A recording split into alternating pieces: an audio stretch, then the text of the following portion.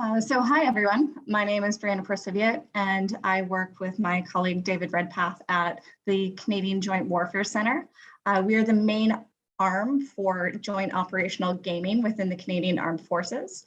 We're a relatively new capability and we're pretty much the center for wargaming within the CAF and Canada.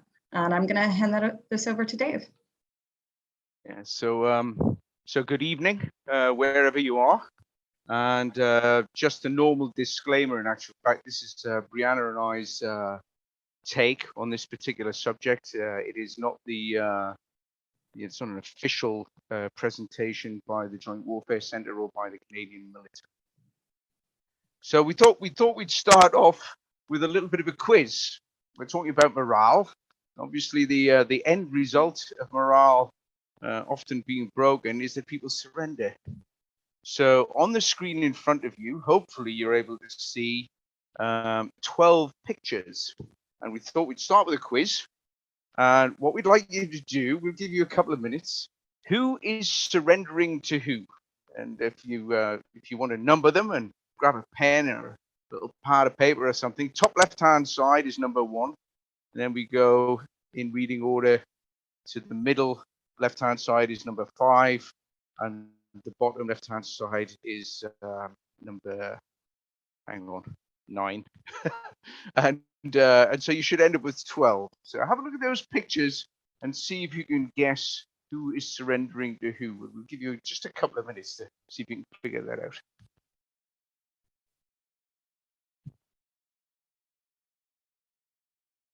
Unfortunately, there are no prizes for getting it right except for bragging rights later.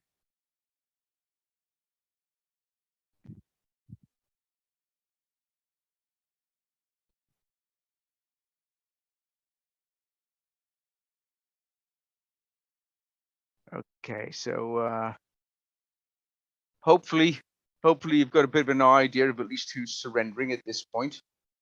So top left-hand side, Americans surrendering to Chinese in Korea. Photograph was staged after the event. The guy with the rifle hung around his neck. In actual fact, it's an empty rifle, but the Chinese wanted to get a picture of it. So this wasn't taken during combat. This was taken afterwards. Number 2, a long line of forlorn-looking chaps with, I think, a lieutenant at the front left-hand side of the column there. Americans surrendering to Germans at the Battle of the Bulge. Number 3, Americans surrendering to Iranians in the Gulf after straying into Iranian territorial waters, quote unquote. Top right-hand side, Americans surrendering to Japanese in Corregidor in the Philippines. And just in case you think I was being a little bit biased by choosing all Americans surrendering, no, here are some other nationalities surrendering as well. But I just thought I'd get it going because we're talking to Georgetown. So Germans, just outside St. Lo, in the middle center on the left-hand side, surrendering to Americans during the Battle of the Bulge. Some Brits surrendering to Argentinians in the Falklands. That's a platoon that was on South Georgia. An old colleague of mine, Keith Mills, was in command of that platoon when the Argentinians landed almost exactly 40 years ago today, which I guess ages me. The next picture of the very young chap with the AK, he is an Iranian child soldier with a whole bunch of Iraqis under his jurisdiction. And they don't look particularly happy for the camera, but he looks pretty chuffed. Right-hand side, for those of you who are tank buffs, you can probably recognize the Russian tank in the background. These are Russians surrendering to Germans, circa 1941. And then just to stay with the 1941 theme, bottom left, actually 42, bottom left-hand side, we have British troops surrendering to Japanese. in Singapore. And then because I'm now a closet Canadian, but I do have to put some Canadian content into this. This is Dieppe, the one at the bottom left-hand side, the second one along. This is survivors from the raid on Dieppe being rounded up by the Germans. And then in the bottom right-hand side, second from last, we have French surrendering to Germans in 1940. And then in the bottom right-hand side, we have Italians surrendering to British in 1942. Arguably, that might be an Australian or a South African, actually, not quite clear from the picture. The point here is that all of these nationalities surrendered, and all of these troops surrendered. And I know we're looking at army and ground troops here, but all of these people surrendered for a reason. They surrendered because either they were in a position which was untenable, or they surrendered because their morale broke, or they surrendered because it was very obvious that to do anything else wasn't very clever. And so what we're going to try and do today is we're going to try and figure out whether or not in wargaming we are representing the fact that if we have a realistic war game, morale should have some units surrender, retire, retreat, rout, whatever you want to call it. Whereas if we're going to have war games that are based largely on countries' rhetoric, everybody will be very brave and no one will in actual fact surrender. So Bree, do you want to mention the 4 areas that we're going to run through, and then I'll pass on? Sure. So today we're going to cover what is morale and what the definition is, what does morale look like, why we study it, what determines morale, why do we care, and then how we can depict in war games and how we should depict in war games going forward. So there might be a difference for how morale is currently represented and how we might want to represent it in the future. Next slide. So Dave, I'll let you take this one. Yeah, sorry, yeah. So there are a million definitions of morale. I'm saying a million, there's a lot. And as we were pulling this lecture together, in actual fact, I looked back through my staff college reading list from when I was a serving soldier, and there were at least 15 books and publications and papers just on morale in the area, that were being studied by professional officers, professional military at that time. So the problem that we have, just to really get us going, is we need a very simple definition. So we've taken an amalgamation of 2 or 3. And so for the purposes of this presentation, we're going to say that morale is the confidence, enthusiasm, and discipline of a person or group at a particular time. That's key. Particularly in the face of opposition or hardship, which gives them the willingness to perform tasks even when death or injury may result. And we might be playing semantics here, but we're saying morale is not the same as motivation. Motivation is mainly described as an individual concept. An individual person is going to be motivated to carry on a task in the face of opposition or hardship. But morale, in a military sense, is usually a group concept. See a definition on the right, which we thought was actually pretty good, also known as esprit de corps, corps plural, for those of you who aren't up on your French. So this is a group of people. The key part is in the face of opposition or hardship. And one of the concepts that runs through almost every definition of morale is that it's a bit like courage for an individual. And there was a chap called Moran, Lord Moran, who did a study of this after World War I. If you managed to get any of his writings or managed to find the book by him, and he described courage as being a bit like a bank balance, in as much as you start with a certain amount of morale, the same as you would start with a certain amount of money in a bank account. And as activities take place, as you face hardship, as you face opposition, as you face the chance of death or injury, and you see your colleagues, friends, and co-members of your unit are killed or wounded or whatever it might be, or you're under particularly extreme conditions, we come on to that in a little while, then that bank balance is drawn on gradually, like you're taking money out of the bank, until eventually you will hit zero, and you will have no morale and no courage left. And then almost the very next thing that's drawn on, where you're asked to do something away above and beyond, you probably won't, and you might decide that you're not going to be willing to perform those tasks. And we'll cover a little bit of that as we go forward. So that is going to be our definition of morale for the purposes of this particular briefing.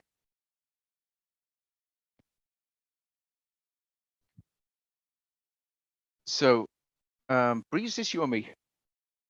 You start with your little anecdote, and then I'll take over. Yes, okay. So why and how did I first get started in morale in war games?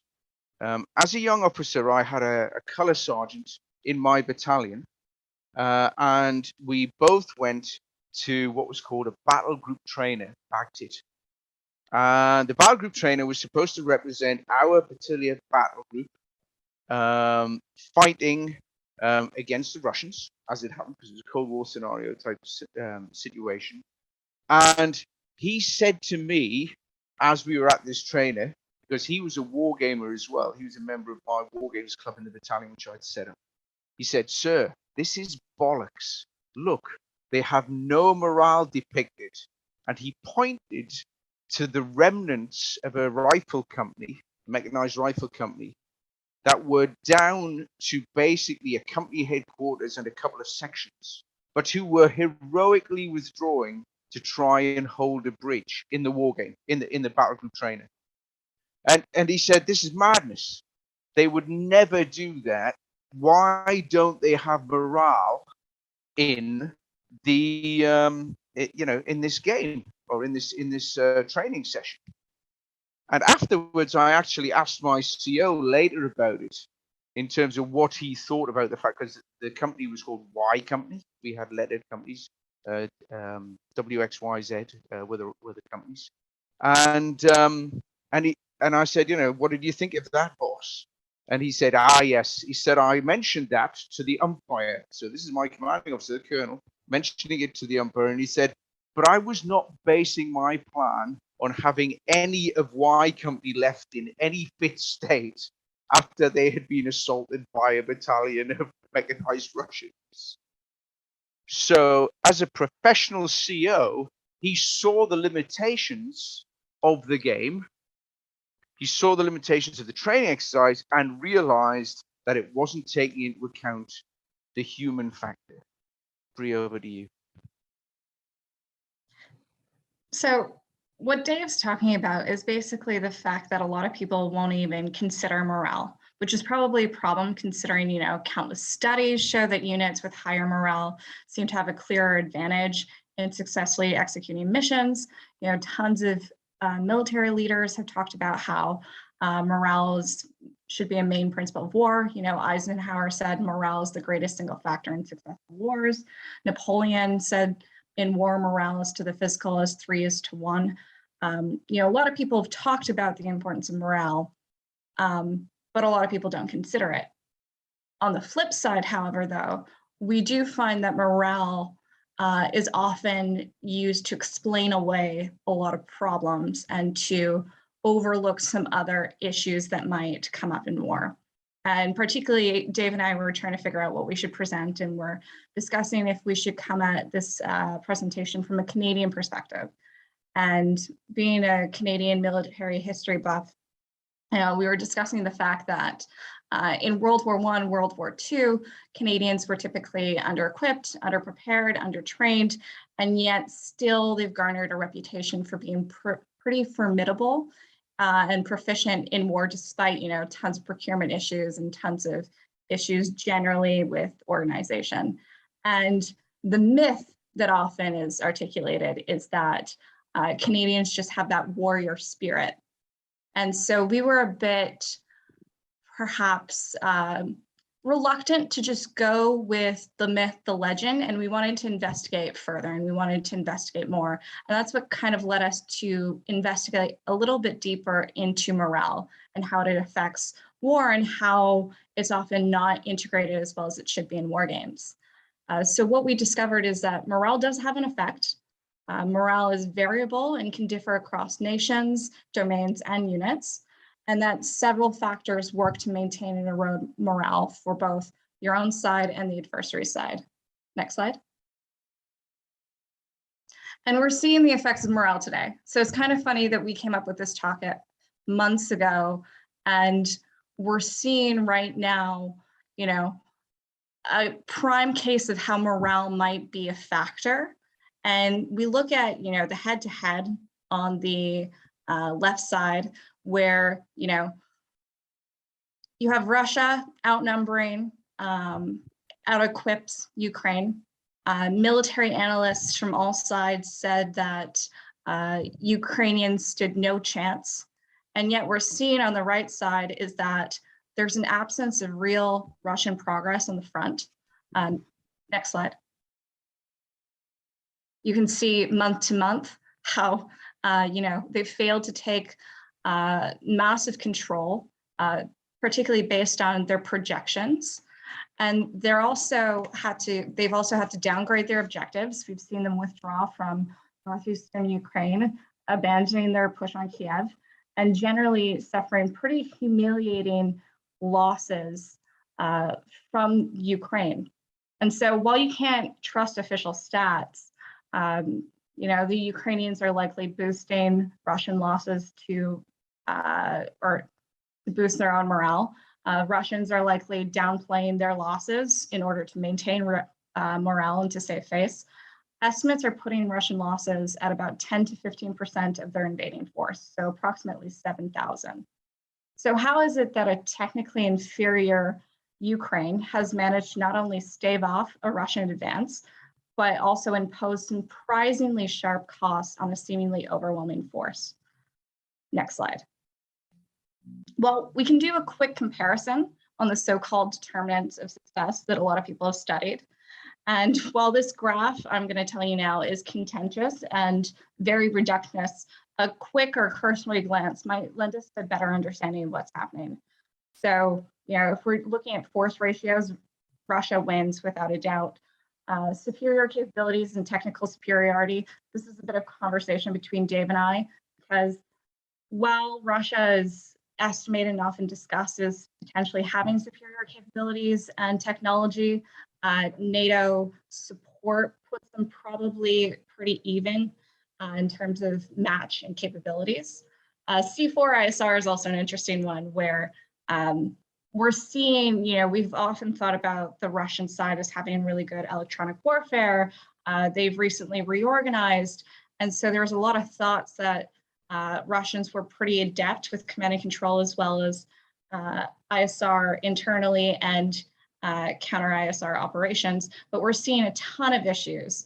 And, you know, one of the prime examples being the general who was killed because he was using his cell phone after they accidentally bombed critical infrastructure they needed to for their own secure comms.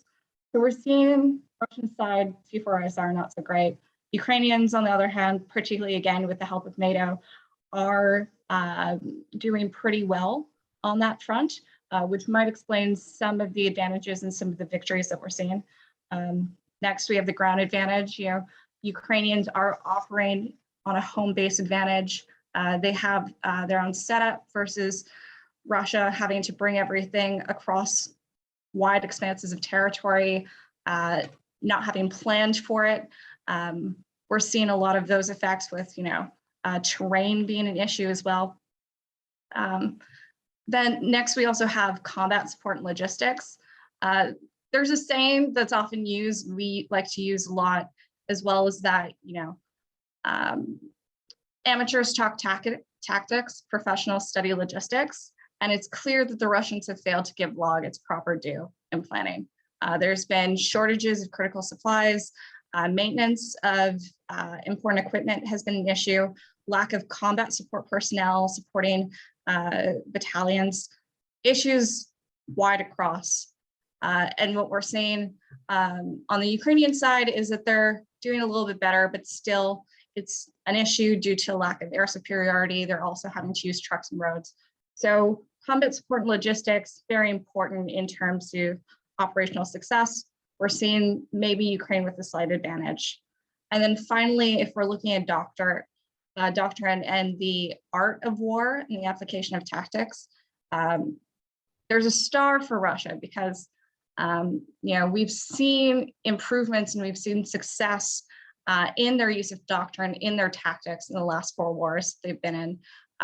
Russian Maskarovka, Russian planning is often admired even in the West, but we've seen in Ukraine their tactics full of blunders, lack of convoy protection, lack of coordinated artillery fire, not using strategies that would be helpful, such as combined arm maneuvering to foil Ukrainian use of anti-tank weapons, overall poor force employment, versus we're seeing Ukrainian tacticians take advantage of a lot of Russian weaknesses and a lot of Russian gaps.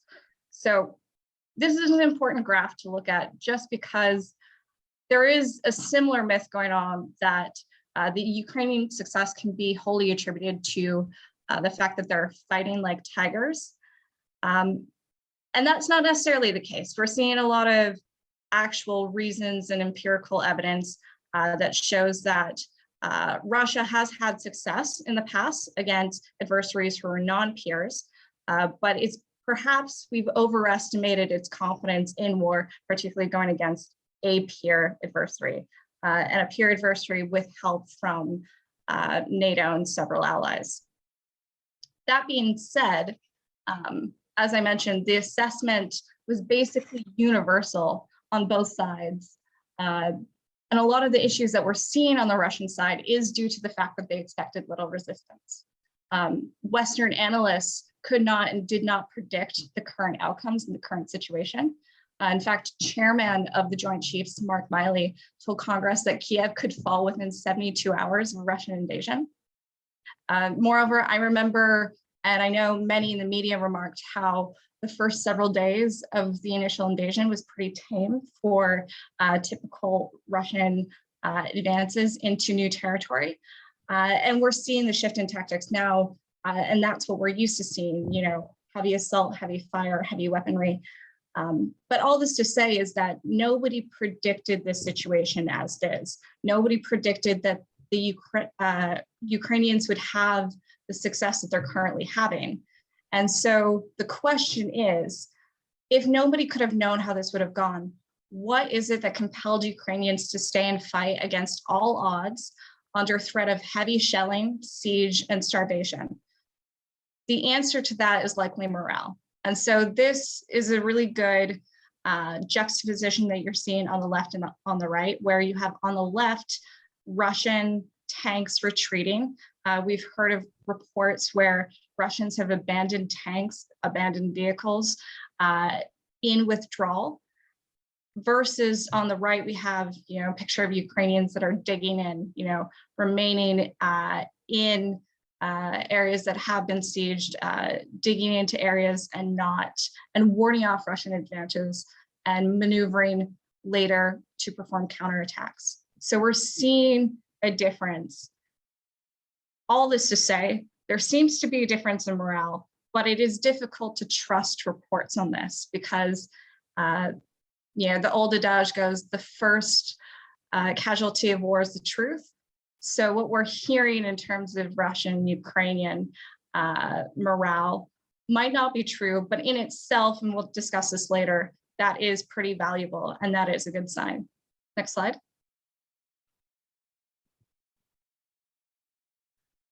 Okay, so because we work at the Joint Warfare Center, one of the things that we have to do is we're always looking at this from the different types of domains.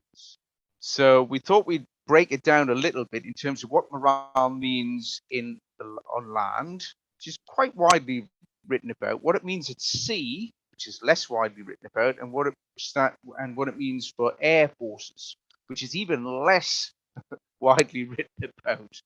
So let's look at land first, because that's one where there's the most data and where there's the most sort of, I guess, not more practical examples, but perhaps well-documented examples. Morale, as you mentioned before, is a unit value. It's not an individual, it's a unit value. So perhaps the first thing to consider is, if we're designing a war game, if we're going to run a war game, at what level are we trying to assign or determine morale effects? So are we doing it at a very low level in a tactical game, or training a squad and platoon? Are we talking about a company, battalion, or brigade, or maybe at the divisional level? So how would you represent, and what is different about morale between, say, for example, the Delta Special Forces team, a company of Iraqi Republican Guards, or a battalion of Ukrainian National Guard? Not the same thing at all. And another question which we started thinking about when we were putting this together is morale different for different arms and services of the land of an army. So historically, and most war games, commercial ones as well, Panzer troops from World War II, if you're looking at historical ones, or airborne troops or Marines, will generally be attributed a higher morale than the average unit in the order of battle. If they are, why are they? And what does that mean? And is it valid? Well, here's some things that we listed as we were trying to think of what would be an indicator of good morale for a particular unit. And we can look back in history. There's a lot of historical examples, well documented, and you've just got to be careful about who wrote the account, because everybody has an angle in which they're trying to claim. But if we say in the land domain that high morale, could be the ability to hold ground against the face of consistent and persistent attack. So when you say in an orders situation that you have to hold, if you tell a unit in reality that you have to hold ground at all costs, that is pretty significant, because it says to the CO of that unit or the company commander or whatever that you are going to stay there and you're going to hold that ground against whatever comes against you. This is a picture of the Norfolks on the outskirts of Dunkirk, and they were one of the units that held the outskirts of Dunkirk to begin with, until actually the French took over largely the defense of the perimeter of Dunkirk while the British Army was evacuating off. And they were given the order to defend that, actually it was a canal line, which you can't see here, at all costs. And the CO afterwards, he survived, said when they used that phrase, my blood went cold. What about morale to continue an attack in the face of, say, casualties that are in about the 50% range? In other words, you're going to do an attack and you know that you're going to lose half of your people. Only high morale units will do this. Here's an example. These are Viet Cong sappers caught in the wire outside Da Nang, the airbase at Da Nang. And that particular assault, the Viet Cong unit that was doing it, and NVA sappers were particularly brave, and so were Viet Cong sappers. They took about 50% casualties, but still kept coming and managed to get in and destroy half a dozen aircraft and a few others. How about not even fighting? How about just being able to keep going when you're exhausted? Here's the US Marine Corps on the retreat from Chosin in Korea, back in 51 or 52, I guess. And they were surrounded. They were attacked sporadically, but by far the worst part of this retreat was having to break through roadblocks and just keep going in the face of what, to all intents and purposes, was, a hopeless situation. They were being, they were outnumbered about 3 or 4, 5 to 1, depending on which part of the retreat you're looking at. What about refusing to surrender? What about Stalingrad?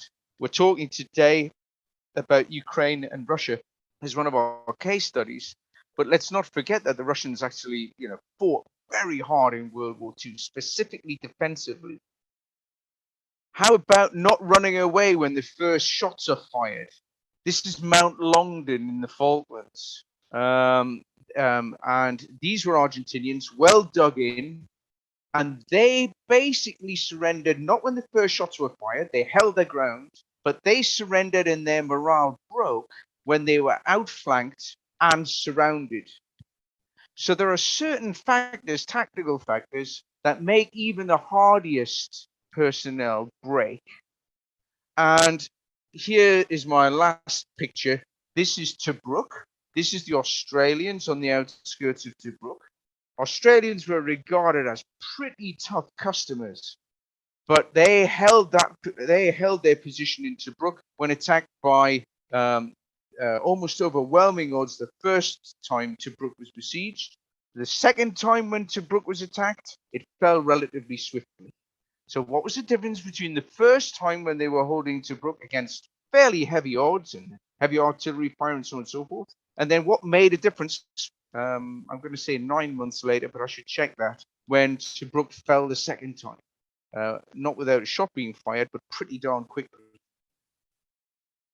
So in the land domain, if we start to think about what is it, and would our war game represent these types of activities to realistically represent morale amongst units? Now at sea, morale is slightly different, and the reason it's slightly different I'll come on to later on. But basically, because in a ship or in a formation of ships, the actual sailors on board the ship have virtually no control over whether or not they are going to run away or not, or sail away or not. It is largely down to the decision of the captain. So here's an example for you. In our war games, professional war games, would we have a situation where this picture, which I've depicted here, would take place? This, for those of you who want to win an extra point on the quiz, this is the Jervis Bay, the only ship ever to be awarded a Victoria Cross, by the way, Jervis Bay, BC. It was escorting a convoy out of Halifax called HX-84 when it was attacked by what was called at the time a German pocket battleship, the Admiral Scheer. So a heavy, really heavy cruiser, for want of a better description. There were 38 ships in the convoy, and it would have well been within the capability of the German naval ship to sink the lot. But only 6 ships were sunk out of that convoy of 38. Why? Because the Jervis Bay, which is commanded by an Irish origin Royal Naval officer who was retired and came back. He fought in World War I. He came back into the Navy in World War II. He attacked the Admiral Scheer as soon as it came over the horizon. And he told his crew before the convoy started, because they had a bit of an idea that there was a German raider out there. He said, if a raider comes, I am going to get the convoy to scatter so that they don't get sunk, and we are going to attack it. Really brave. But the crew in the engine room, the crew on the guns and so on and so forth, hadn't really a whole bunch of choice once he'd chosen to do that. How about the other side of the coin, World War II? If you were a U-boat commander in World War II or a member of a U-boat crew, then you knew that by the end of the war anyway, about 75% of your comrades would be dead. Drowned, occasionally captured, but very few survivors, normally from U-boats. The U-boat losses in World War II, there were 28,000 of them killed, and only 9,000 survived the war. So 3/4 of everybody who served in the U-boat arm were killed. How about in the air? Here's a B-17 managing to make its way home. If you flew a B-17 in daylight raids in the early days of the American intervention in Europe, then you knew that you were about 40% likely to be shot down before you did your 25 missions. So just more than half actually survived to 25 missions. And on every mission that you did, you had about a 1 in 10 chance of being shot down, especially in the early days when the fighters didn't have any long-range tanks. But after you'd finished that mission, this crew got back to base. There was a pretty good chance that within a day or two, you would be going up to do the same thing again. Because the tactics at the time said, keep hitting the same target until you put it out. And even in the more modern era, flying, close air support was a pretty risky business, as the Russians and the Ukrainians are finding out right now over some sort of air defense system over Ukraine. If you flew a close air support mission over Vietnam, and that's over South or North Vietnam, but generally speaking, South Vietnam, there was a pretty good chance that you would get hit. All right, out of 2,251 aircraft that were lost over Vietnam, about 1,700 of them were shot down by flak and SAMs, and only a tiny percentage were shot down by air-to-air combat. And the reason I mentioned this one is that in close air support, very rarely did you see the thing that shot you down. So you were flying over jungle or over close terrain, and you didn't know what was going to hit you. And anybody who's seen any of the images of the Russian or Ukrainian helicopters getting shot down over Ukraine, very rarely will they see what got them. The first thing you know is that you had your tail blown off. But there are very, very few cases, recorded cases anyway, of people refusing to fly missions in either of these two conflicts. Okay, so we searched a lot, did a lot of research and said, okay, what determines the morale of a unit? And there's a whole bunch of data out there. As I mentioned before, I have 15 books just on Staff College, but there's a whole bunch of data there about what determines morale for one side or another. So here it is. We're going to give you a quiz. We have modern day Russia and modern day Ukraine. And on the left-hand side are a bunch of factors broken into 4 main areas. And we'd like you again to grab a pen and a piece of paper or a pencil piece of paper. Just make yourself a little grid here. And we'd like you to put a plus or a minus in each of these boxes. So the first category, we've done the first 3 for you. We cheated. We took the easy ones. And we said, does Russia have a plus or minus in terms of combat supplies, food, ammunition, fuel, and casualty evacuation? So logistical, if you like, logistics advantages. Is that a plus or a minus for Russia? And is it a plus or a minus for Ukraine at this moment in time? The second factor is the weather. Sorry, so we put a plus in there for Ukraine because it made sense, because they're falling back on their own lines. They've managed to stockpile a whole bunch of stuff. They don't have to move it around too much. And generally speaking, we haven't heard too many stories right now, without going into the classified realm, of them running out of ammunition or fuel or anything like that. In terms of the weather has been atrocious, but for both sides. So wet, cold to begin with, certainly muddy. So weather is a factor in determining morale. Terrain.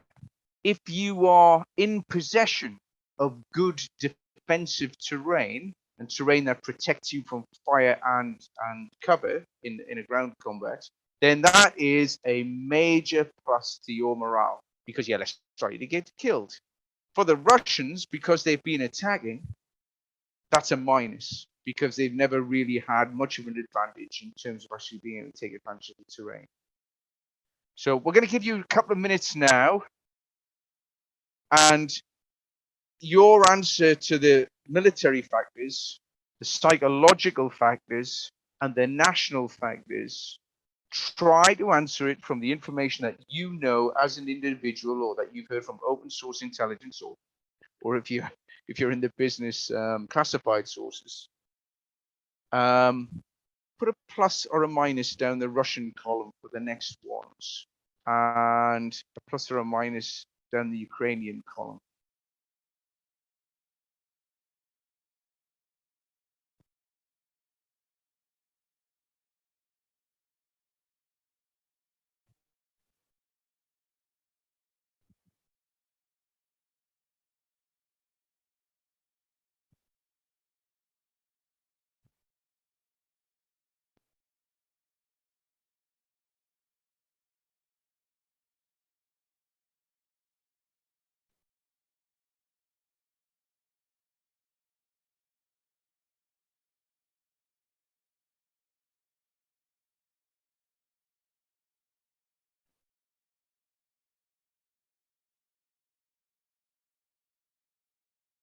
Okay, so once you've got your totals, just hang on to that for when we get to the end of the presentation.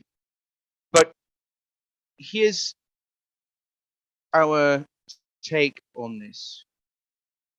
That total that you have for Russia and that total that you have for Ukraine will vary over time. So it's a snapshot. You're taking a snapshot of what you think are the plus and minus points of the morale for each of those sides right now, today, in early May. If we had done this at the start of the campaign, perhaps some of those factors, that plus or a minus, would be different. And if we stretch out another, say, 3 months from now, that list that you made will have changed. Our contention is that what matters is the relative ratio to the enemy at a moment in time. Your morale might be less than it was at the start of the campaign, but if the opposition, if the enemy's morale has gone up, then you're in trouble, because it's the relative ratio of your morale to the enemy that seems to make the difference in time. There is another factor here as well, and that is that leadership is huge in terms of the morale of units and forces. And leadership, again, we could do a completely a new brief on what leadership is, how it's trained, how it's inculcated, you know, which are the historical examples of great leadership, and so on and so forth. But I want to just point to just a couple of vignettes here. The first one is a hero of mine, a guy called Andrew Cunningham, ABC as he was known, and he was the British commander of the Mediterranean fleet during World War II, and then later became First Sea Lord, but that's by the by. This particular little vignette, which I'm talking about here, is after the Battle of Taranto, where the British have already attacked the Italian fleet in port with swordfish aircraft, and which was, by the way, the precursor to the Pearl Harbor attack. The Japanese got their idea how to do Pearl Harbor after taking great note of how the British had done it over Taranto to attack the Italian fleet. And this was a battle, the Battle of Matapan, where the British, mainly because of very clever code breaking, knew that the Italian fleet was out, and they went to attack. And in the early evening of the Battle of Matapan, the question arose whether or not the British would pursue the Italian fleet, which was retreating back to its base at Taranto. And the quote in the box there is from Cunningham's autobiography, where and he says, and I'll read it out, because he says, "Now came the difficult moment of deciding what to do. He was proposing, as the admiral in charge of the British fleet at the time, that they would chase after the Italians, finish them off at night, or at least cause more casualties. But quote unquote, some of my staff argued it would be unwise to charge blindly after the retreating enemy. I paid respectful attention to this opinion, and as the discussion happened to coincide with my dinner, I told them I would see how I felt afterwards. My morale was reasonably high when I returned to the bridge, and I ordered the destroyer striking force off to find and attack the enemy. And in actual fact, they sank, I think, three heavy cruisers and a couple of destroyers, and basically the British didn't lose very many at all. And it was like regarded as a turning point in the Battle of the Mediterranean. What we do know, however, is that his account of this in his biography wasn't quite exactly how it went down.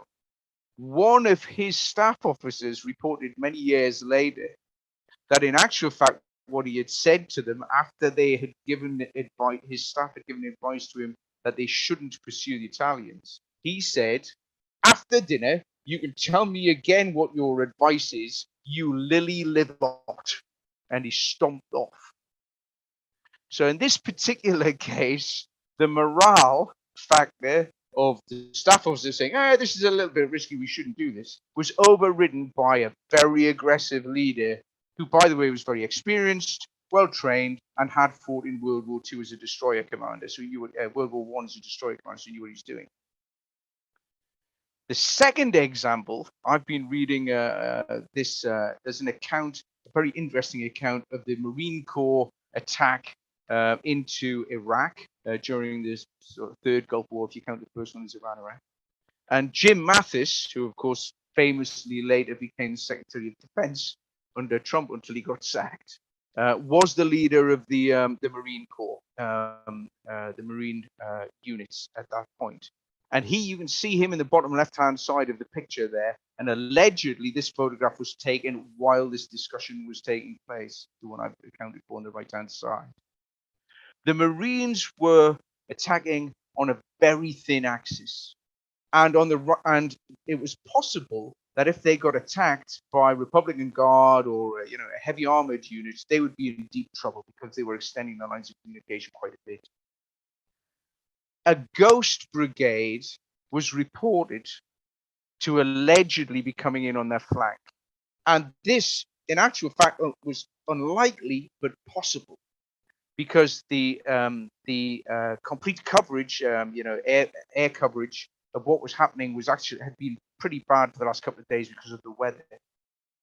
There had been various reports of T-72s throughout the month of March, but none had been confirmed. And Mathis's staff and his staff officers said, you know what, this is like really tricky. We should maybe pause and stop and figure out what's going on here. Mathis, and this is recorded, said, and I'll quote the bit at the bottom, if those bastards are down there, we're going to bottle them up and kill them all. And basically, they said, right, okay, if they are there, we'll take care of them when they come. And in actual fact, they didn't exist. But again, morale of the commander and the morale of the leader, not so much overriding, but setting the tone for the morale of the unit, seems to be a pretty, repeating factor in morale throughout war. Bree, over to you. So we've determined that morale can vary from domain to domain, from unit to unit. But another thing that we notice is that morale can vary between nationalities as well. And there's particular reason for that, many reasons for that. And a good illustration is in 2015, there was a survey with over 60,000 people worldwide asking the question, would you fight for your country? And if you look at the table on the left, I pulled some interesting ones out. So Ukraine, no surprise there, 62% of the population said they would fight for the country if they were invaded. I think we're seeing the effects of that now. Russia, interestingly, 59%. Important to note, though, this is fight for your country in an invasion. Finland is another interesting one as well, because this is the highest percentage of people willing to fight for their country in Europe. And one can speculate that this is linked to a policy that was implemented after World War II. So this would have been after they were invaded, a national mental defense program, which basically entails that as early as middle school, there's a policy to teach what to do in case of the invasion, as well as support for your country, how you can support, why it's important to support the Finnish homeland. And you can really see the effects of indoctrinating a population in terms of a defensive mindset. Another interesting one as well is looking at the United States and France and Germany. So you have NATO nations all below Ukraine and Finland. And that's interesting. You can look on the map as well and notice that a lot of NATO nations aren't necessarily as willing to fight for their country, particularly in Europe. And one could maybe argue that why would you if you think the US is going to come to your defense? But I know that's a very American-centric perspective, but I wouldn't necessarily discount it too much. Interesting as well, France being at 30%, you know, a lot of Napoleon quotes about morale being the most important thing to success in battle, and yet only 30% of the French would actually fight for the country. Or as my very French mother says, the cheese-eating surrender monkeys. I can make that joke as a French person. And then the last two are interesting because, you know, we come from Canada, and so very Canadian-centric focus, but just because there's been historical evidence of morale, Germany, Canada, does not mean that a contemporary or modern situation will also have the same level of morale. So that's very interesting to note. So for Germany, for instance, it might be national shame. We notice as well that in the same poll, only 11% of Japanese said they would fight for their country. But for Canada, that's a very interesting one, and that might be due to less prioritization on, you know, foreign policy. There is a lot of reasons why morale might not be as high within armed forces nationwide. And that's something you'd want to consider when building a war game, and that's something we like to think about. And the title that I wrote was the moral or morale worthiness of your cause. And that's because there seems to be an indication that self-determination versus fighting for a foreign country lends to morale as well. And this is not just morale within the military, but civilian morale, which is arguably intertwined because public support to the cause and civilian morale will look like a commitment to the cause and a willingness to suffer and sacrifice on behalf of the cause will lend to greater success overall. And this will lead to an increase of resources. This will lead to an increase in tension, to conscripts, etc. So it's important when you're building a war game, which will often have more than one nation, particularly, you know, Canada, since we often fight under coalition warfare, to keep in mind that country to country, as well as unit to unit, might differ in terms of morale. Next slide. So we had a look, and what we decided to do was, based on our research and based on a whole bunch of other things, we said, okay, how does it break down in land, sea, and air? So we know on land, if we take the land column on the left-hand side, what morale looks like across the different domains. We've got land in that left-hand column. We know that the ability of an individual to avoid a fight and to be able to sort of, you know, survive is actually quite high. And if you haven't read any of SLA Marshall's studies, then you should, because his studies, even though some of them have been questioned, generally speaking, say there's about one person in 4 or 5 in the infantry who, you know, will fight hard. Everybody else is really just trying to survive. On land, a unit tends to break and retire or stop fighting after some finite loss or some condition occurs, or some combination. And if you haven't read his book, Leo Murray's book on brains and bullets, and I think, Sebastian, you had a lecture on that same topic. It's fascinating about what makes units surrender, what makes units break. We know that training and equipment make a huge difference in morale. If you believe that your equipment is inferior, then your morale will be lower. And if you have not been trained, and by that I mean realistic battle training, to expect casualties and to expect noise and confusion, so on and so forth, then when that actually occurs, morale can break very easily. And you see very fragile units breaking very quickly. In larger units, coherence and the overall situation seems to make a big difference. So when you're moving above the tactical into the operational, from the operational even up into the sort of lower strategic, the ability of different arms to cooperate and the overall situation in terms of supply and whether or not your flanks have been turned, whether or not you're surrounded, seems to make a huge difference. And terrain is a very big factor. Morale is nearly always higher in defensive terrain than it is if you're attacking, for example, or if the terrain is not to your advantage. And we've seen that happening in Ukraine. If you look at all the terrain around Kiev, it is absolutely perfect for defense, and really must have helped their morale astonishingly. Now at sea, we've mentioned a few of the things before, but a ship goes where its captain tells it to go. So is the morale of the ship the morale of the captain? In most cases, yes.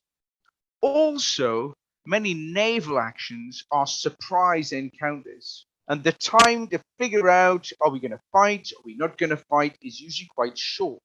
So there are quite a lot of occasions where you'll see naval battles, whether it be Latakia off the coast of Syria with the Israelis, whether it be any of the ones in the Falklands. Basically, there's not a lot of time to react. You're going to fight, or potentially you're knocked out. You're going to die. And we'll cover that in a little bit more detail later.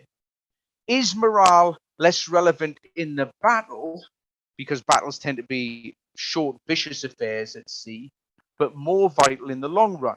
And I mentioned the Belgrano effect because today is the 40th anniversary of the sinking of the cruiser Belgrano in the Falklands. After the Belgrano was sunk, basically the Argentinian Navy never came out of port again. So is there something there about the loss of a large vessel or a flagship? Is that a morale breaker to a larger Navy situation? And is a naval tradition vital? Is training and professionalism the main factor which gives you confidence and competence? Now, in the air, it's a different game again. And I would love to do a study just on the air side of morale. But in daylight, and now obviously in the dark, multi-role fighters with their air capabilities, it's very obvious what an air unit is doing. It's very much individual and small group morale based. If the fighter pilot decides that it's a bad day and he's going to turn back because he doesn't, his morale is not high enough to continue with that mission, pretty much everybody's going to know these days. And so the selection of fighter pilots, for example, or bomber pilots, or fighter bomber pilots, or even helicopter pilots, is very much geared to choosing individuals that are inherently confident and inherently aggressive. Over a period of time, however, fatigue and endurance may be more important. There are some very good examples from the Battle of Britain. There are some very good examples from German squadrons defending against daylight and nighttime bomber raids, and also even from the Falklands, from the Argentinian units that attacked very bravely to begin with. That fatigue and endurance and losses mount up gradually to the point where the unit commander, squadron commander, wing commander, whatever it might be, will actually say, we're not going to do this because we are just taking too many losses. And that often comes back to being outclassed again in equipment terms. In other words, if you are being shot down consistently, if the enemy has a superior weapon system or a superior defense system, perhaps, then eventually your morale will break at the upper echelon, and it seems to us that in an air domain, that seems to be quite likely. There's another factor there, and I put it in just because I don't think there's too many examples of it, but there's enough to make you wonder, and that is that training time and skill might equal morale in an air domain for those who are actually flying platforms. And the example I choose there is what was known as the 20-minuters. These were the pilots, RFC, well, FICO pilots in World War I, who could quite literally just about take off, but were so novice that their life expectancy for their first couple of missions was about 20 minutes. But over time, they acquired the skills, expertise, and knowledge to be able to say, okay, I am not going to get shot down, I'm not going to die. And their morale actually increased, even though they were taking quite a lot of heavy losses. The people who survived, if you're like the survivors, their morale increased. So morale looks very different across the different domains, and therefore as war gamers or war game designers or people who are playing war games, we should really look and not treat them the same.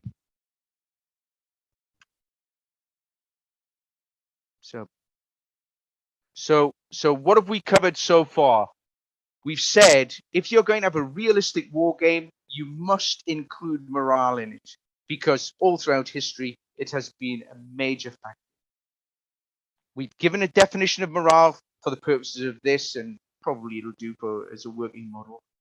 And we know that if we study morale, morale has a major effect as to whether or not people continue to fight in the face of opposition or hardship.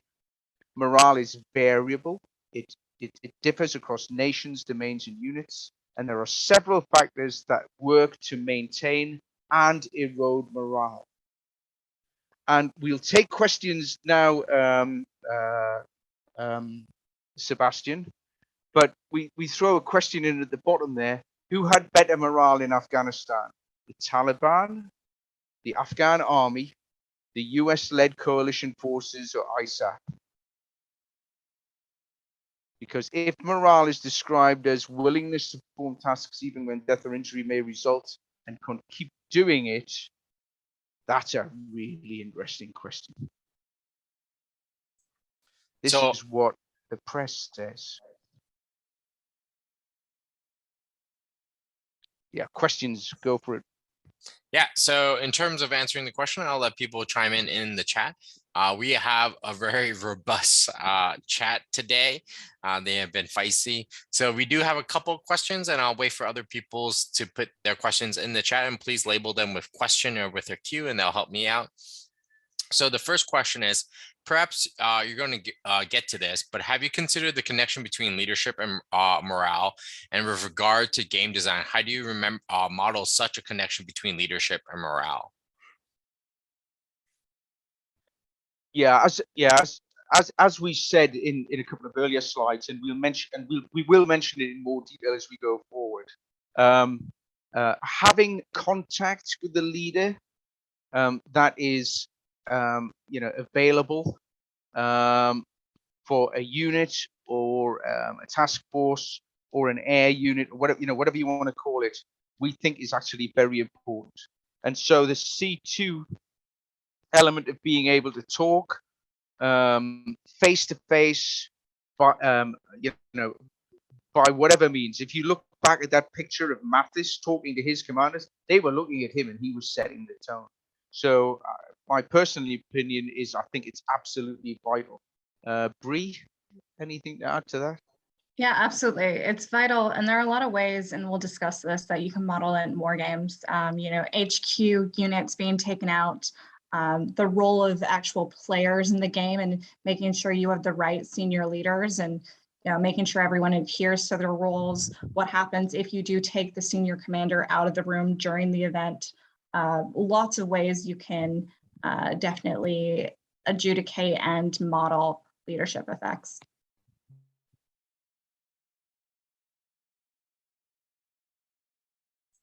So the next question is, in your conception of morale, what role, if any, does the notion of virtue play? Oh, Virtue in terms of virtue of the cause. I'm gonna guess that that's what it is. And there is a lot of indication that that makes a difference, because if you think about it, you know, there's maybe 10% of the population that enjoys or that has tendencies for violence and proclivities towards violence. And there might be a disproportionate amount that does make up the military, particularly a volunteer-based military. But if you're looking at a military overall, or if you're looking at a conscript military, asking people to go against their moral principles and what's been ingrained in them in terms of, you know, sanctity of human life, which most of us are raised with, regardless, particularly, you know, religious societies. It's not easy to kill people. And I think we forget that, particularly as wargamers. And I think when we are playing out war games, we're like, oh, we're going to destroy this unit. We're going to cause civilian casualties. And we see that a lot. And it makes sense because that might be the right tactic or the right strategy. But if you're looking at morale, you have to think about, okay, is this unit actually going to participate in the type of actions that you're describing? And that's not always the case. And we're seeing that right now in Russia, for instance, where some are more than happy to bomb civilians, while we hear reports of other people who have just packed up and leave and deserted. So it's definitely something to consider. You know, what ideological basis and grounds and what, you know, justification is being used for the degree of violence that is being used. Is definitely something you have to factor into your war games and into your scenario when you're building a war game. Dave, I know you definitely have some thoughts. yeah, I think you know, I did a talk on connections north about coalitions, and one of the things that you know most actually the Ukraine one is absolutely the outlier in this. But if you look back over the last sort of 20 or 30 years, quite a lot of wars, quite a lot of sort of military conflicts have been coalition conflicts. And in terms of virtue, and I'm interpreting it the same way as Bree, you know, if one nationality in your coalition doesn't care about chopping people's heads off, and yet the other unit who is, you know, a part of that coalition very much does care, then what you've got is you've got a friction at play there in terms of the moral stance. And you know, it's sometimes hard to read in the rhetoric. You know, the press will always portray the other guys as being absolutely totally vicious and, you know, awful. But you know, your side is often doing pretty much the same things. It's just you're choosing not to report it and say that it's, you know, we're the good guys. There's a fantastic sketch about two Nazis who are saying, "Are we the baddies?" Yeah, I must look it up. It's David Mitchell. But you know, they're looking at their death's head and singing, "Are we the baddies? I thought we were the goodies." So I think it's perspective. It's perspective. And virtue in terms of, you know, am I defending my country, stands up to only minor scrutiny.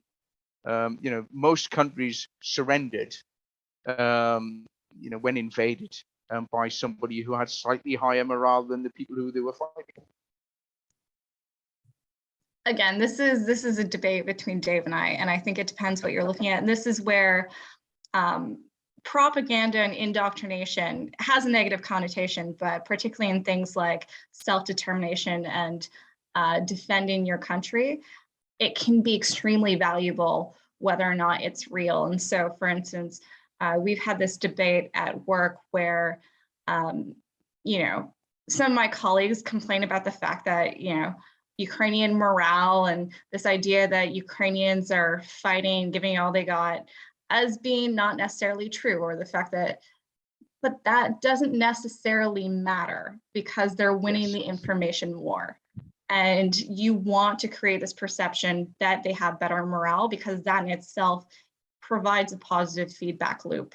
You know, when you create this basis that everyone is fighting and everyone's fighting for this good cause, people start to internalize that, and you see the effects of that. long term, not just in terms of how forces act, and we'll get into that, but in terms of resources, in terms of public support, ally support, etc.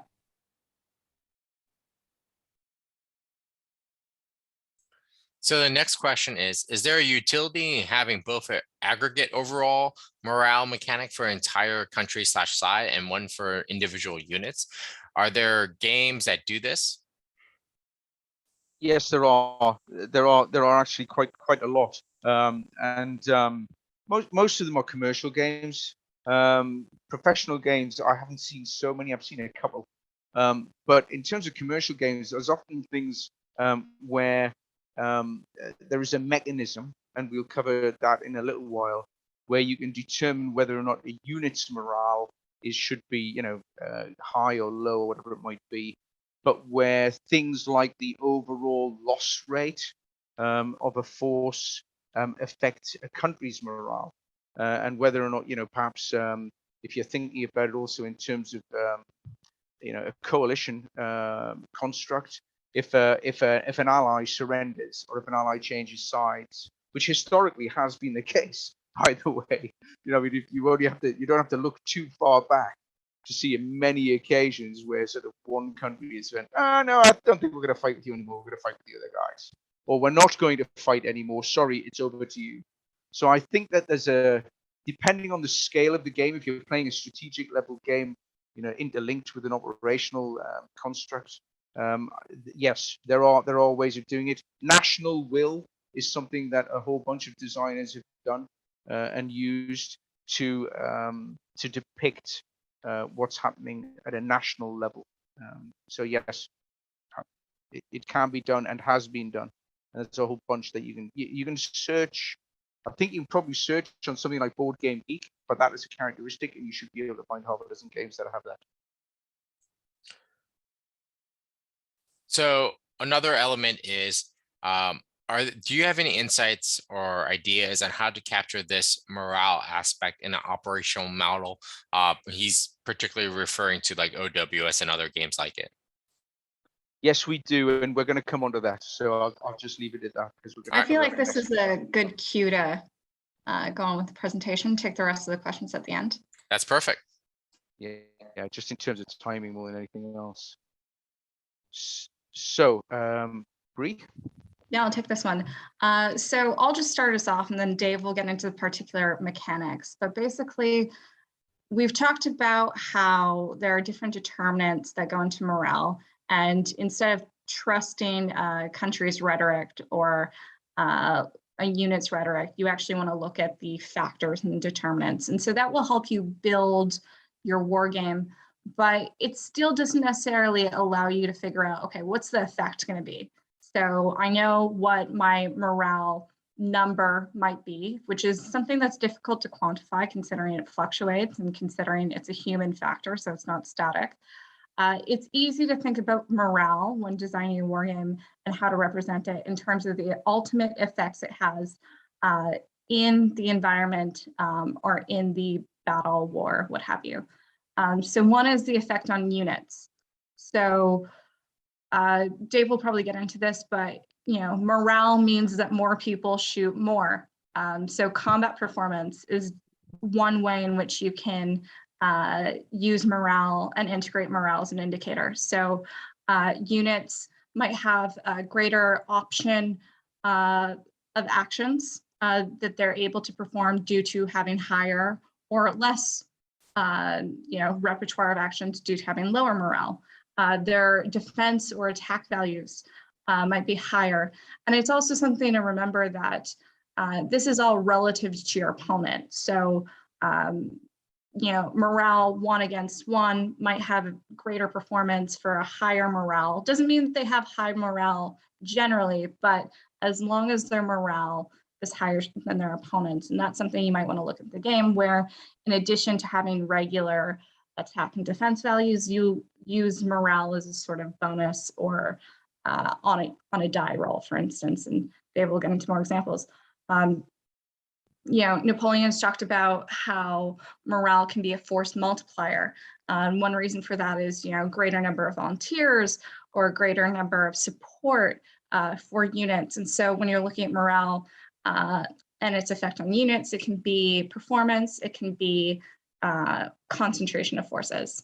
Additionally, when you're looking at morale, it's going to have an effect on your wargame design in terms of tactics and considerations. This will be for players. So it might force a dime strategy where a lot more is focused on, for instance, the information environment or diplomacy and economy in order to drain the enemy's will to fight or increase your own public support. So it might mean that the game that you're looking at should not only examine kinetic factors and kinetic elements, but also look at dime elements. But it also might mean that planning, even when using kinetic factors for players, should also incorporate strategy aimed at human factors such as morale. So that should be integrated maybe in your sequence of play, in your planning, or just an allowance or enabling components that will let you represent things that are outside of regular kinetic operations. And then finally, morale might have an effect on resources. So that's something that we're seeing right now, and that's something that games moving forward should consider, that in a globalized world, morale for civilian population might extend to foreign countries and your allies. And as such, that might mean an increase or decrease of resources to a particular faction. So we're seeing that, Western morale when it comes to Ukraine early on was very low. However, the success that we've seen in Ukraine has seen in conjunction a similar success or boosted morale among Western allies and among Western nations. And the result has been an increase of support, particularly material support towards Ukraine. Next slide. So at a minimum, we think that morale in a war game should replicate the effect of one side's morale being lower than the enemy's, or one side's morale being higher than the enemy's. And we've got some examples of this in professional war games from way back when, in the 1960s and 70s, when people were starting to look at it from an operational research perspective. So Trevor Dupuy, who did numbers, prediction, and war, and all of the other books, he was trying to get some sort of numeric quantification of morale and numbers of things. And it basically they were trying to get an explanation for what Napoleon said, that morale is the physical is 3:1. He came up with some numbers, and you could argue whether or not they're right or wrong, but he said that basically the Germans in 44-45, a single German or 100 Germans were 1.2 times better than Western allies in terms of their fighting capability. And the math behind it is astonishing and arguably incredible. But I mean, they were trying to put a quantifiable number on the fact that the Germans, generally speaking, seem to have better morale and or better tactics, or some sort of combination. His numbers for Germans were that they were 2 to 1 better than Russians in 43 and 45. In other words, 200 Russians could be beaten by 100 Germans. The problem is with trying to get some sort of numerical answer to this is that if you're trying to apply a constant like this over all operation types, that starts to get pretty tricky, because what we know is that the Russians had a reputation, and fact, they were much better and stubborn in defense than attack in the early days. And the Germans had a reputation for being better in attack, and arguably as you get to 43 or whatever, and they had to go on the defense, all right, perhaps more flexible. But was that due to morale, or was it due to training and expertise? Was it due to experience? So at a minimum, we think that there needs to be some way of representing morale for one side versus the other. And we're not sure that a numeric quantification of morale is easy to do. And if you've read any of of Stephen Biddle's books, he also tries to put some sort of gauge on it, but he generally speaking talks about tactics and training rather than morale. So how could you depict your morale in your war games? Well, probably the minimum that you can get away with is by thinking about all of those factors there on the left-hand side: leadership, training, experience, morale, manpower quality, and so on and so forth. And maybe that list that we had earlier in terms of things that affect morale, weather, supplies, casualties, and so on and so forth. But what we've found, and I'm talking specifically here more about the land domain because it's slightly easier, is you're going to end up with some sort of sliding scale.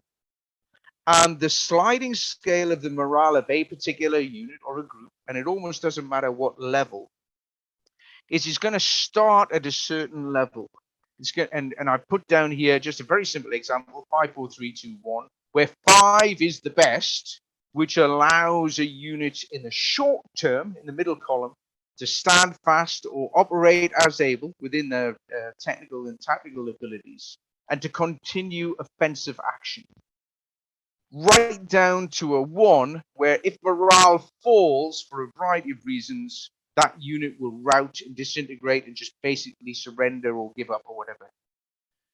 Morale goes down gradually, caused by a bunch of factors, and we'll talk about those later, but most of them are universal over history: casualties, fatigue, lack of supplies, etc.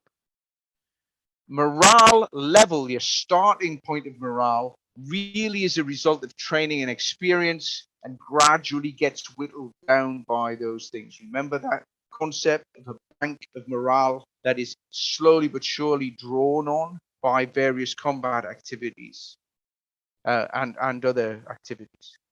Navy and air is different.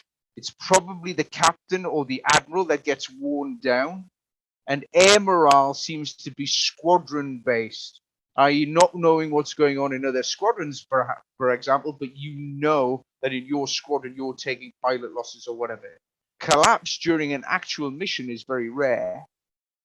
Now, the short-term effects are in the central column there, and basically we're going from being able to operate as we wish down to running away, with various designations in between, which you could change if you wish.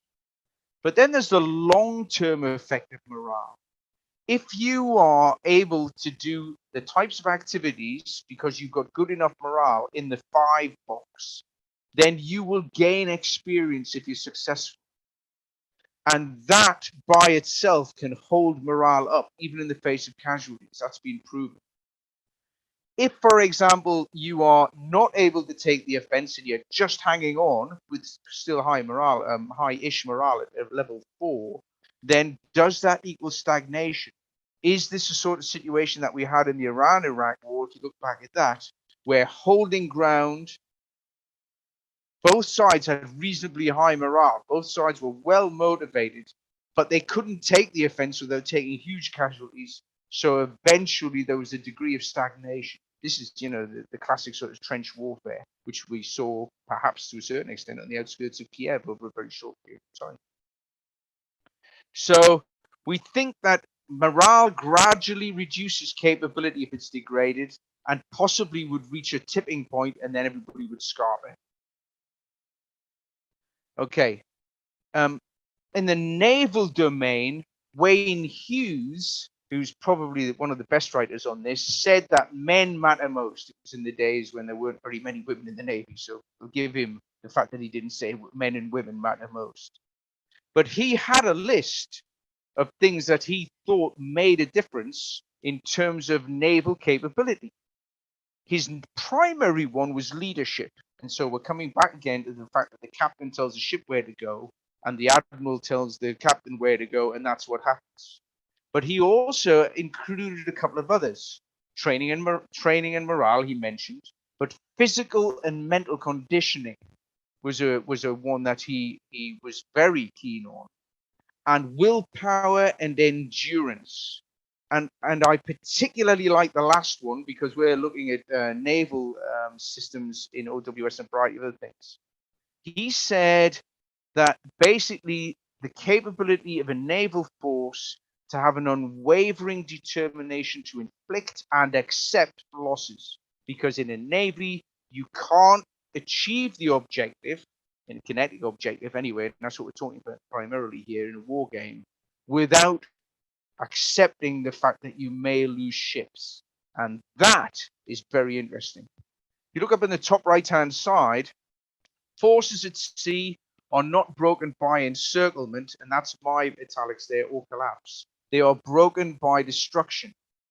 In land forces, land units can, generally speaking, be attrited and worn down until their morale breaks. At sea, the only way that happens is by actually putting a hole in something and sinking it. And the bottom right-hand side is also an interesting one, in as much as there's an acceptance in naval tactics and operations that if you are outnumbered, often the best thing to do is to run away, whereas because you've got the capability to do so. So if you can see that you are an inferior navy because of technical or numbers or whatever it might be, they have tended to avoid battle until they actually had to. Whereas on land, that's really quite tricky. And in the air, it's quite tricky as well. So naval ships, maybe not so much now with long-range fires and long-range missiles and things, but it has not been deemed as a morale failure if you pulled out from an encounter where the best you were going to do was to get sunk and maybe put a dent in the other guy. I'm going to scamper through this next because I know we're tight on time. But one of the things that I like doing when we're looking at how we can depict morale is to look back at how people have done it in the past. And I think it was Jim Donegan said, plagiarize for war games design. So we're going to have a quick look at how hobby and professional games have done the depiction of morale in the past. And I'm going to pick some really early examples because I think they had it just about right. One thing I will point out is that von Reiswitz, his very, very, very first Kriegspiel had not a word in it about morale. Not one. It was all numbers and timing and distance. He didn't say, these are the guards, these are the militia, and so on and so forth. Maybe it was free Kriegspiel back in the time, we can't tell. But he didn't have anything on that. SPI and RAND introduced ratings for morale and shock and panic. I'll show you a couple of examples of those. Many commercial card-driven systems and many computer sims have some way of representing morale. And there have been some really interesting outliers, like Paddy Griffith's Men Against Fire, where he took information about morale of individuals and built that into his game. So I'm going to whip through these very quickly because these are ways that might give you some ideas of how you could depict morale in your games, in either your game designs or the ones you've already got. So this is some examples from a book which is written by John Tunstall. Nearly all of these ones where I've scanned something are actually coming in from John Curry's History of Wargaming books, because these were game sets primarily made for miniature gaming, hobby gaming, but were nearly all written by veterans of World War II. Tunstall was ex-RAF. Arthur Taylor, I'm going to mention later on, he was an ex-cavalryman and fought in the war. He was a tanker. Peter Young and Charles Grant were all ex-veterans of World War II, so they'd fought through World War II. So when they were designing games or designing war games rules or writing rule sets, it was automatic to put morale in. They knew what it was. They understood it. Here's an example from John Tunstall's book from about 1970 or something, or way back when, perhaps even earlier than that. I'll have to look it up. But he says some of the factors which affect morale are, and he lists them. There you go. Training and experience, tactical factors like geographic areas covered, command and control, which support weapons you have. Are there other units near you? What type of casualties have been lost, and whether or not you've experienced a defeat or a victory. He also mentions this concept of a break point. Remember that whole concept of you have a bank of morale, and it's taken down by various activities until you reach a certain point, and then basically a unit will disintegrate, and it'll be very difficult to get it back. Troops to the left and right of a unit which belong to you and who you trust help your morale. Think about Ukraine. The fact that they've got Ukrainians on either side of them fighting and not falling back is a big deal. Here's another example. This is a simple table which with factors that give some results. There was a random element. They used to roll a dice to see whether or not it was a good day or a bad day. But you can see the factors there. Is a unit disordered? Is a unit lost their flank support? And because he was writing historical rules, there's a whole bunch of stuff there about cavalry, but you could say the same about armor. Are you being flanked by armor or whatever it might be in a land force? The results have a range, but basically all of them stop a unit from fighting to a point, or they cannot continue their mission. The immediate mission is scrubbed. And nearly everybody who's tried to design morale into any war game has that as some sort of factor. In other words, your morale has broken or your morale has been reduced. You cannot now continue doing what the player, your commander, representing your commander, wanted you to do. Here's Arthur Taylor. Same sort of idea. I'm not going to take a whole bunch of time on this. But he looked at quality of units. Were they inexperienced? Were they veterans? Were they elite? Their physical condition. Had they been fighting for a long time? Or were they quite fresh? Or had they just been rested? Their mental condition. That's an interesting one. Are they confident? Have they failed in a previous action? Leadership in C2 is there. We've talked about whether or not a leader was able to be within a certain vicinity or able to affect their morale by some means. I read a very interesting comment the other day that was talking about leaders being able to do leadership by remote control in a combat setting. And somebody said, virtual presence is actual absence. We are talking about asking people to lay down their lives here, and doing that by Zoom, I really honestly just don't think would cut it. If the commander of the Norfolks on the outskirts of Dunkirk had been sent an email saying hold at all costs, and it had been sent by somebody not co-located with him, his CEO actually went and spoke to him. His brigade, his divisional commander said, I need you to hold this. I doubt if he would have had the same effect if he'd sent it by email. Here's Arthur Taylor. A couple of differences here. He brings in weather, says weather decreases morale. He also categorically states when you have to test for morale. In this case, it's a miniatures game, but it doesn't matter. So if you're designing a game and you want to know when morale should take effect, have a list.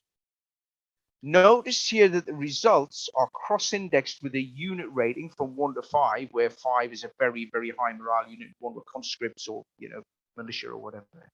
But note in this particular case, there's no variable.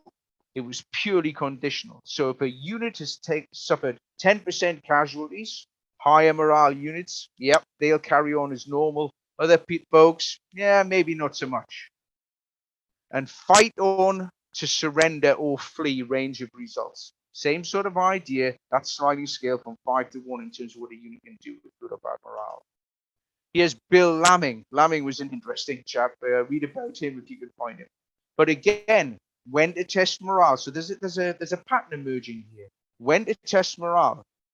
Results are cross-indexed with unit losses, which seems to be a big factor and always has been historically. And again, a range of results from fight on to disintegrate or flee. Donald Featherston arguably was one of the most advanced wargame thinkers back in the 60s than anybody else. There are a whole bunch of things that he worked out way, way, way before anybody else. He was a veteran of World War II. He had fought in the Western Desert and in Europe. And he had a fair bit of combat under his belt, but he was also a historian. Here's an extract from one of his books. When to test. What are the factors? Casualties suffered, physical condition. Interestingly enough, the officers. How many of the officers and senior NCOs perhaps have been killed or disabled? And again, on a sliding scale of value from 2, the best, down to 0, and then you had a whole bunch of things that happened there. I will mention again my color sergeant, George O'Hare, whose instinctive reaction was that if you've taken a lot of losses and you're exhausted, you aren't going to do stuff. You're going to get out of Dodge. Jim Dunnigan, who founded SPI and did a whole bunch of ground combat games and air and naval games, had a little bit of a different tag on it. And this is from one of his very early skirmish games, but basically the same idea. He had a rule for panic, which included troops dropping into cover or running around randomly. But the results were cross-indexed with geography to encompass a range of morale and training levels. So if you were a level 1 unit, that was pretty tough. Paras, Marines, maybe Russian guards units, you'd only have about a 10% chance of panic. And panic stopped you doing stuff. Whereas once you actually got up to, conscripts, militia, National Guard, this sort of thing, that was a pretty high level, almost like a 50% chance of the fact that you were actually going to carry out the mission. And he also had in quite a lot of his designs another concept, which is preservation. This is different. Morale in this case is how many losses you took. And once you reached a certain level, then bad things would start to happen. And basically you would try to withdraw. Morale in some modern commercial games are often depicted by cards or by blocks or whatever it might be. Here's a quick shot of Command and Colors. There's a whole variation of themes on this type of thing. But again, morale is depicted using those basic factors. So guards units will stand, they can take more losses, they will keep going. Retreat results are ignored by certain types and certain conditions, and leaders in terrain and support make morale higher, able to either ignore casualties or still hold ground.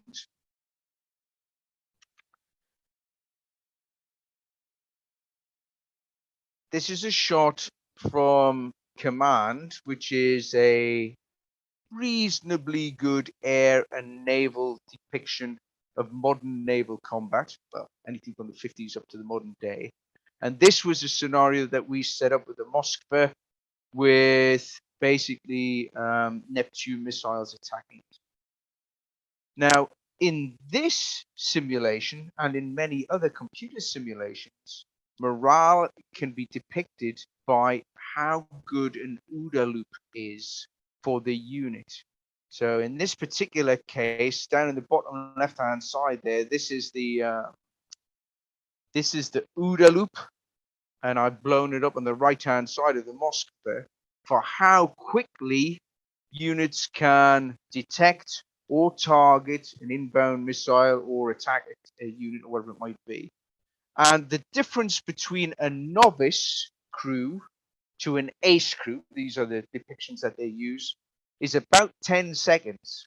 And in naval warfare with missiles moving at 600 plus knots, that is a big deal. So is the crew morale, is the morale of a ship affect the reaction time, or is that training? I leave that open to you. Last but not least, I mentioned about some weird and wacky ones. This is 3 cards from a game called Men Against Fire. We've used this as a training aid, which was designed by a guy called Paddy Griffiths based on SLA Marshall's studies. And in this, it's a very low-level skirmish game, but you could extrapolate the technique up higher, I think, where basically each individual is either a fighter or a non-fighter. There is also a reputation on the card. So each player would receive one of these cards in the game, where this is what everybody thinks you are. So the guy in the top left, he's not very heroic. Okay, we don't trust him. He's been known to be a bit flaky in the bar fights that we've been involved in. And then an interesting little twist, individual objectives at the bottom override team objectives. So at which stage does a unit's morale override the larger formation's morale when it says we are going to survive, we are getting out of here? And without going too far in the weeds, that has some historic examples. For example, the Marines, it shows in, who said, we are going to get surrounded, we're going to get killed here, we are going to do a fighting withdrawal, and we frankly don't really care what the army says. And I'm sure that's going to be very contentious between the Marines and the army guys. But there comes a point where a professional military unit will say, you know what, we need to survive this. This isn't individuals. We need to survive because the conditions are such that otherwise we're going to sacrifice ourselves useless. Bree, over to you for the culminating slide. Oh, sorry, So this was, oh, there we go. So this was a really fun presentation to give because we could have chosen a topic, and we find that a lot of connections presentations are topics which everybody pretty much agrees on, and it's preaching to the choir. We chose a topic that was controversial, and I can see from the chat that it's quite contentious. People get very passionate about it. And that's because morale is a nebulous human factor. It's dynamic, and we don't quite understand it. You know, there isn't consensus on how to define it, how to measure it, how to represent it. And so as wargame designers, we run into a lot of problems, challenges, but also opportunities to find new ways to think about morale and to integrate morale into our games.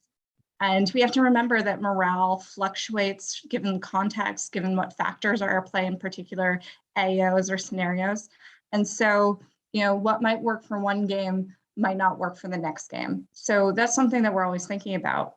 But at minimum, you know, it's important to include that units will almost never fight to the last man unless, or as Dave added to the presentation, you are Japanese, and usually not to the last aircraft or the last ship.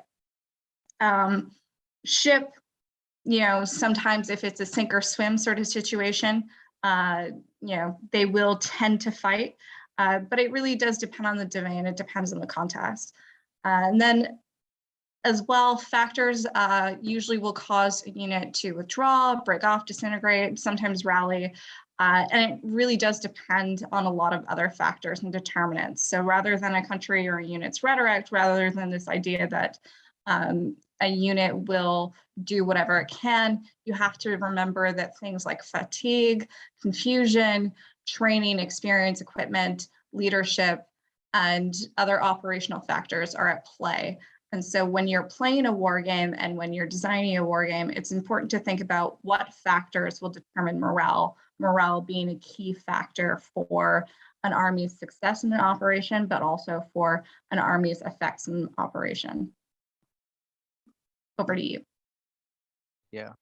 And interestingly enough, I'll come back to a couple of pictures here, but morale can be depicted in your war game mechanics quite easily and simply, as I showed some of those examples from the very early days.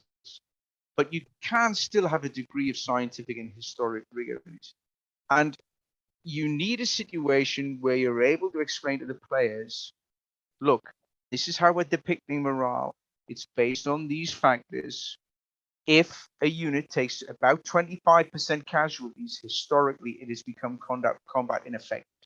So, you know, in a land campaign, and in a naval campaign or an air campaign, you know, sudden losses, big losses of either a prestige unit like the Moskva, like the Sheffield on the bottom right-hand side, or Belgrano on the bottom left-hand side, or a number of planes shot down in a certain period of time have tended to basically have a huge effect on how that campaign or that battle continued. What our assertion is in this presentation and in others, that a war game without logistics should only be played for entertainment. We've said that before. And a war game without morale incorporated in some way, shape, or form is generally speaking going to be unrealistic. But what you want to do is you want to stop the players shouting, "That would never happen." So if you incorporate morale into your war game, make sure you explain what, why, and how you've incorporated morale into it. That's it. Thank you very much. Hey, Brianna and Dave, that was honestly a great presentation. Probably one of the best in recent months, and that's saying a lot because we have some heavy hitters. I will also say you have got the masses up in a rancor. I mean, the chat has been pretty heavy in commentary, not a lot of questions, but I will revise back into some of the questions that we sort of skipped before, which is, do you have any insight on how to capture this in an operational model, like particularly OWS and other games? I think it's really easy. I honestly think it's really easy. The factors that the guys figured out back in the 60s apply in OWS, operational level games, as in any others. You can set a situation where a unit in OWS is, I mean, it's already done in other operational level games like Next War, where you have a training level, which basically depicts morale in some way, shape, or form. And you know the type of factors that make units break. Heavy casualties in short periods of time, units being flanked, units being surrounded, units not being in good cover and good defensive terrain if they're attacked, units not being able, being able to get out from under air superiority or whatever, being constantly attacked, attrition, all of these things can be built into a game. We took part in most of Tim Barrick's OWS play tests, and it was talked about a lot in terms of what would happen to certain units or certain groups of units if the conflict went on for longer than a few days. Because the problem with OWS is it's a 24-hour time scale per turn. So you can depict at a reasonably high fidelity, and I actually trust most of the results coming out of OWS. We talked to Tim about areas that we had concerns about when we were doing the play tests. But morale, remember, very rarely goes in 6 days. Okay, that Arab-Israeli 6-day war in '67, man, that was such an aberration. Very rarely. Nagorno-Karabakh, a couple of weeks. Ukraine looks as though it's going to be months. The Iraq war was quick. Again, probably an aberration because of the complete mismatch between forces. So I honestly think that you can depict morale using any of the things that we put into this presentation, and you would, if you can track it, it would give you a more realistic result rather than a rhetorical result. And I mean rhetoric in the sense of, everybody's brave. Nobody will surrender. That's bollocks. All units are the same. No, they're not. Never have been. Oh. So the next question really addressed sort of some of the underlying assumptions in your presentation, are in the sense that, are there any psychological, sociological, or economic theories or works or research that you employed in your wargaming designs? So I'd say yes, and it depends on the context. And I know Dave has his own theories as well. So we approach it from different, I'm a political science major, so with a minor in sociology as well. So I look at a lot of those factors, and you can particularly see them at play when you're looking at a level of war that might be not conventional war. So a hybrid scenario or a war game that induces more population or civilian activities. Those definitely require more theories behind, what motivates population, what motivates public opinion, what sways, those sorts of factors. But Dave also, and I'll turn this over to Dave, uses a lot of military research, stats, studies, and so do I when we do our analysis for, at what point is a unit going to withdraw versus at what point is it going to break and need to be reconstituted? How long typically are constitution of new units. So I'll turn that over to Dave, but absolutely, if we're not using research stats and historical examples, it's not very useful because you're pulling the data out of thin air. So we want to make sure that war games aren't, there's an art, but there's a lot of scientific rigor behind what we do to add credibility, legitimacy. Yeah, and there's a ton. There's an absolute ton of research papers, and we're closet card-carrying members of MORS, the Operational Research Society, and there's a whole bunch of studies that have been done on everything from ship crew fatigue all the way through to pilot fatigue during all of the Gulf Wars. We're very lucky. We're co-located with a whole bunch of scientists in the Warfare Center, and we have direct access to the defensive research scientists.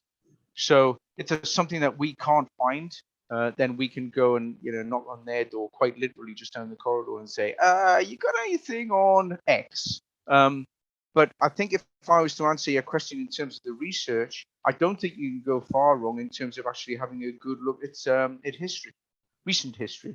I think the further back you go, the less the social constructs stand up. But in the last 40 odd years, there's unfortunately, I guess fortunately for the job that we do, there's a whole bunch of conflicts that you can have a look at. The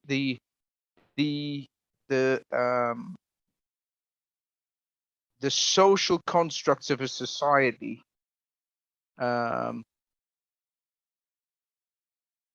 contentious in some areas because we are looking at it from a WASP, Western Anglo-Saxon sort of view.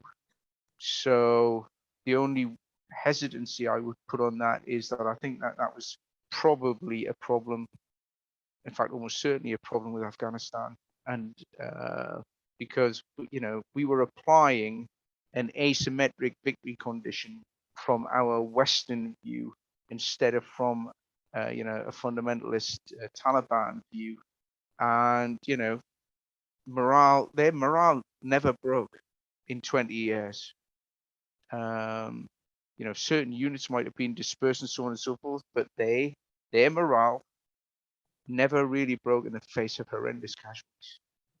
So I think you've got to be very careful when you're trying to presuppose a certain morale state on a culture which is not yours. You really need to talk to some SMEs about that.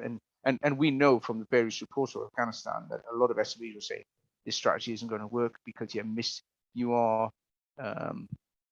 underestimating the morale of the enemy. Over.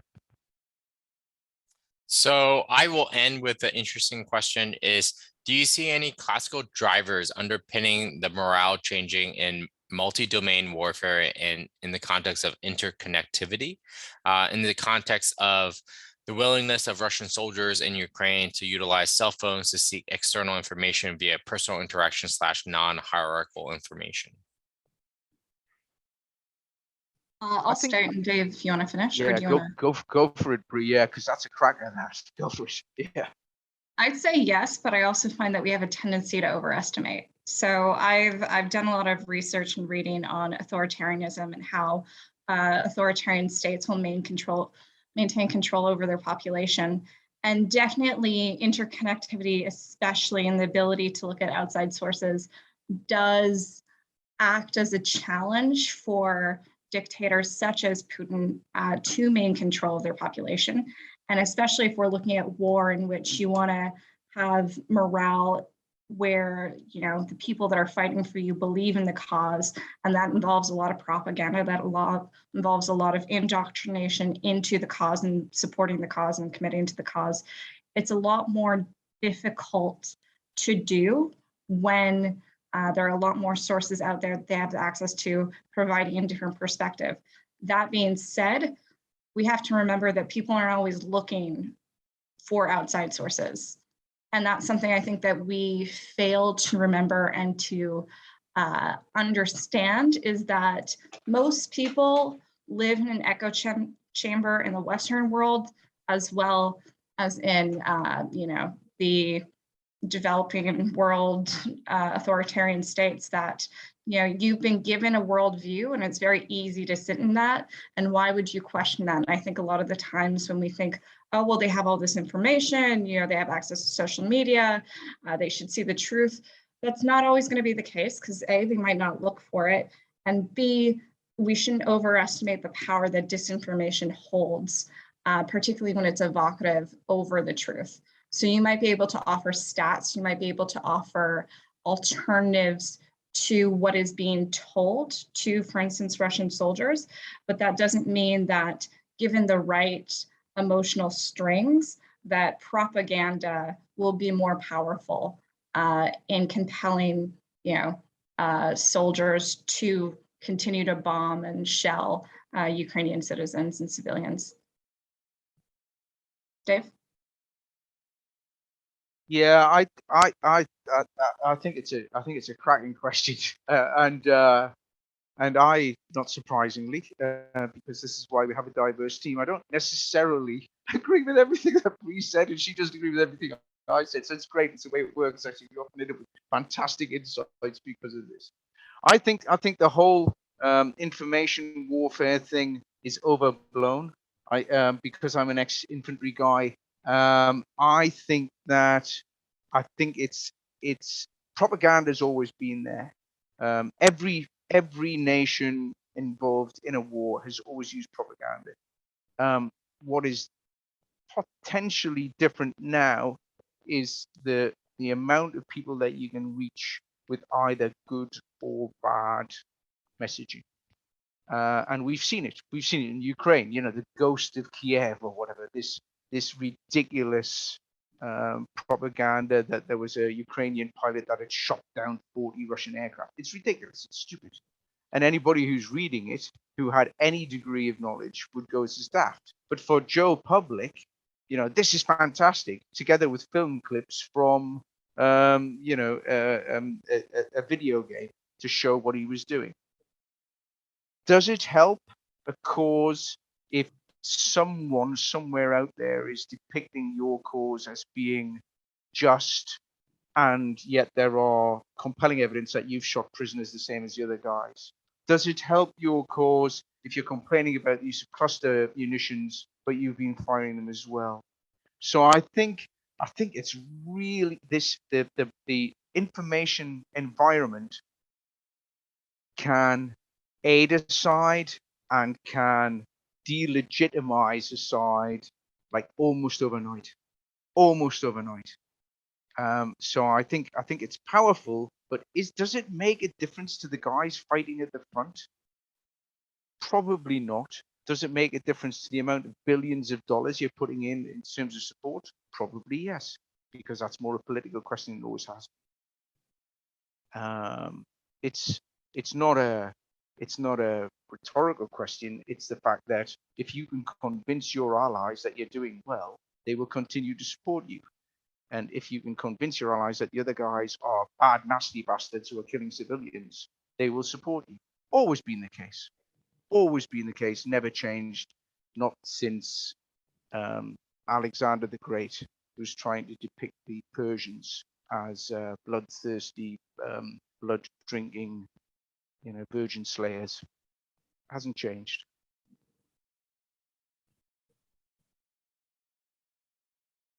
So on that high note, I would like to thank David and Brianna for their wonderful presentation, and so insightful. And it was really great for you guys to engage with us here down at Georgetown. And it's always a pleasure to have you. And I'm sure we will have you back in the near future when your schedules allow. But please, everyone in the chat, please thank our great speakers for their time and their generosity for sharing their expertise and their insights. And see you at our next webinar. Thanks very much, guys. Thank you very much for the invite, Sebastian. It was a pleasure.